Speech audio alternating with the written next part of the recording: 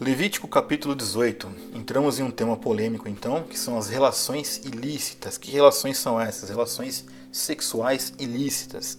Obviamente que aqui se trata de questões que são morais e que prevalecem até hoje, obviamente, por tudo aquilo que Deus foi falando aqui em relação ao que deveria ser evitado, ao que não poderia ser feito. Exemplo, né?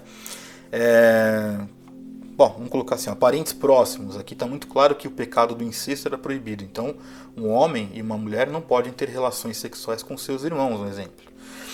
Existem diversos outros detalhes. Exemplo, você não vai ter relação com a sua mãe. Eu sei que isso é uma coisa bem difícil de pensar, mas tem gente que é tão doente nessa questão que vê normalidade. E existem culturas mundiais que, por exemplo, muito na África tem isso de forma bem comum.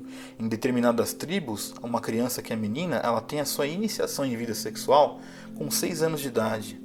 E é violentada pelo próprio avô da tribo, que para eles isso é uma questão muito boa, cultural e etc. E é um pecado abominável, segundo a Bíblia.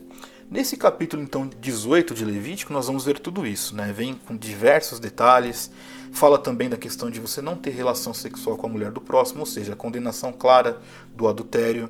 Fala sobre a questão de você não ter relações durante a menstruação, porque tem aquela questão que nós já vimos em outro capítulo sobre estar impuro, não estar impuro. E também aqui, nós vemos de forma muito clara, ali no versículo 22, não se deite com outro homem para ter relações com ele como se fosse mulher. É uma abominação. Então aqui nós começamos a ver de forma bem clara, a prática homossexual é sim pecado, mesmo que hoje exista uma militância muito grande para dizer não, porque Jesus era amor, que não tem nada disso. Gente, Deus ele não muda.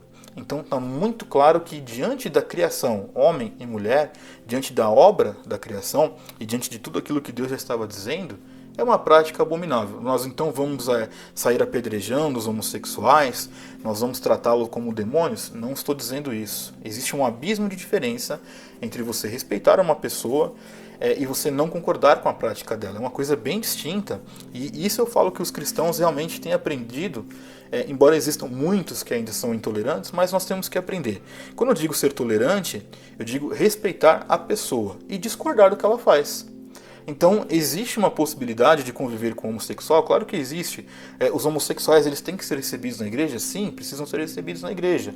Temos que falar amém e fingir que eles não pecam? Não, não estou dizendo isso. Só estou dizendo que temos que receber estas pessoas. Ponto. Temos que saber conviver com essas pessoas. Não podemos demonizar estas pessoas. Nós podemos, sim, de acordo com a Bíblia, dizer o que você faz é uma abominação. Agora nós vamos então virar a cara para essas pessoas, nós vamos matar essas pessoas, nós vamos vamos tratar essas pessoas como escória da sociedade? Não. Aqueles que existem, eu posso dizer para vocês, existem pessoas que estão na igreja sofrendo porque tem talvez o pecado da homossexualidade como vício, estão sofrendo e buscando mudar. Nós temos que ajudar essas pessoas. E isto não significa dizer que o que é cometido, o que eles fazem, não é pecado. Não é isso.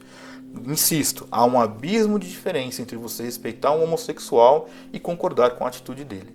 E isso, como cristãos, é que nós temos que aprender, tá certo? A Bíblia é clara, não se deite com outro homem para ter relações como se ele fosse mulher, porque é uma abominação. O Deus, ele olha para a questão do pecado, da homossexualidade, como abominação e ponto final.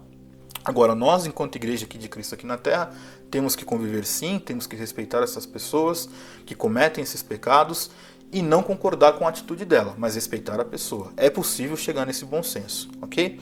Agora, diversas outras linguagens aqui, diversas outras vertentes e aberturas, vocês vão ver aqui no capítulo 18. Então, assim, uma coisa que é muito comum, tá? Mas qual é o padrão de Deus para o sexo? Vá lá, lê o Levítico, capítulo 18, que você vai entender. Que é um padrão que não vejo como uma nossa, é um padrão extremamente rígido. Basicamente, você não vai ter a prática homossexual como uma coisa aceitável, você não vai cometer adultério e você não vai ter relações com pessoas que são parentes suas. Qual é a grande dificuldade? Na verdade, as pessoas que têm dificuldade em enxergar isso são as pessoas que têm o coração já perdido na cobiça, é diferente. Aí essas pessoas precisam de um arrependimento sincero, assim como os homossexuais. Posso respeitá-los, mas eles precisam sim se arrepender porque o que eles fazem é pecado, tem nome, e isso não significa que eu não deva conviver com eles, ok?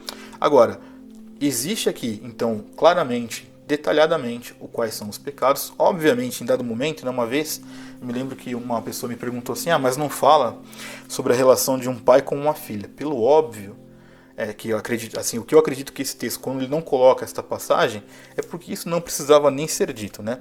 Mas também, quando nós olhamos lá Gênesis no capítulo 19, no versículos 30 a 38, está muito claro que um pai não podia ter relação com a filha. Então não há desculpas para cometer alguma coisa que seja uma relação sexual ilícita.